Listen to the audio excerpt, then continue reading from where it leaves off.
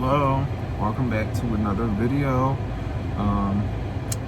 As always, I hope you are having a beautiful day, a really good day. I'm having an okay day. I'm like in a that's too loud. I'm sorry, I wasn't paying attention. I've been in like a very weird mood today, but I just wanted to talk about relationships for a second and just some of my understanding of relationships and just how I see things kind of right now. So relationships, I don't know, for me, they have been a very complicated thing, a source of lessons, self-discovery, changing my life trajectory. They just been very, not always bad, because everything is not always bad, but they just been experiences. That's somebody literally blowing grass and leaving stuff in front of me. But they just brought a lot of different experiences, and it kind of shaped my worldview, and just my perspective of what I have now. And I just like wonder, like,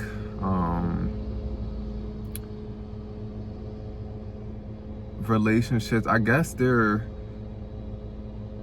is just me generally talking, and don't take everything I say seriously, but take it seriously. Do you have to be completely, or do you have to suppress your identity to make a partnership work, or do you have to suppress your needs to make a partnership work? And my answer to that is no. However, what I do notice and what I have come to understand is that a relationship requires compromise, and it requires compromise on both ends. And there's always one person that's given more than the other, and it's always some type of imbalance within the dynamic, what I noticed. And there's always one person that's getting their needs met more than the other, which is, in some cases, I would say that that's normal, quote unquote. But with me and my opinion, I just feel like you really shouldn't have to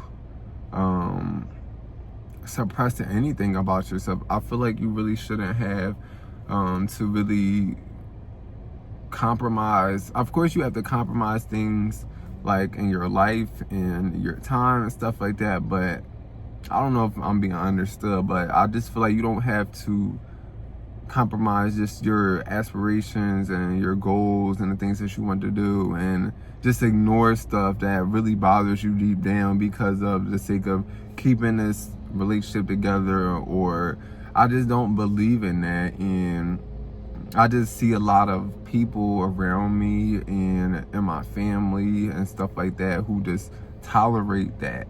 And I just wanted to say, like, your individuality and your just self-assurance and just having the ability to take care of yourself is so important, especially when it comes to being in relationships and dating people and stuff, because those are the types of things that kind of hold you back, and or possibly keep you with people that really honestly don't serve you, or the connection just kind of ran its course.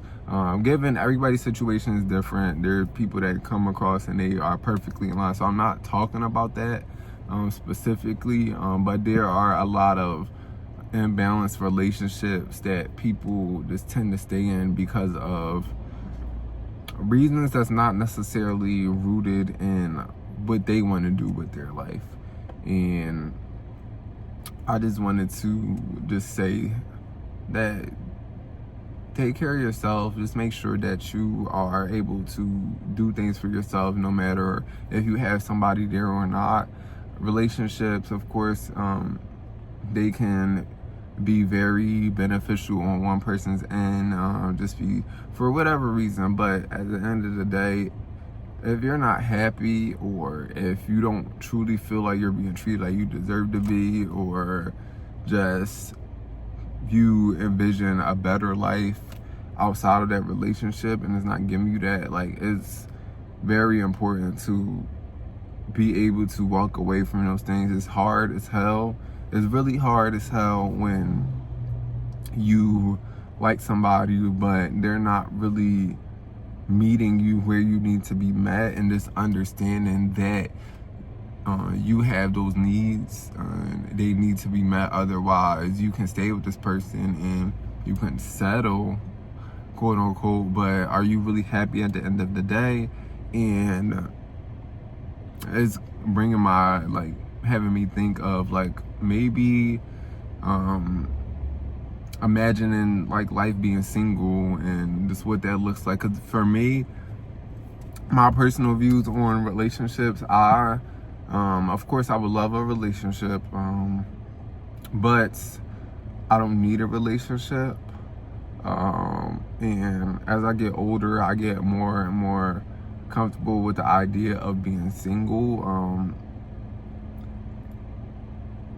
And let me elaborate on that. I get comfortable with the idea of being single, not because, oh, I just want to be single and I want to mess around. No, that's not what I mean.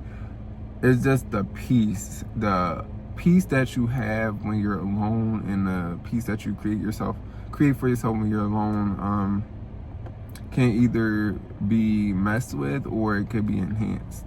So once you get yourself alone with yourself for a long period of time, you kind of just, you don't tolerate things easier.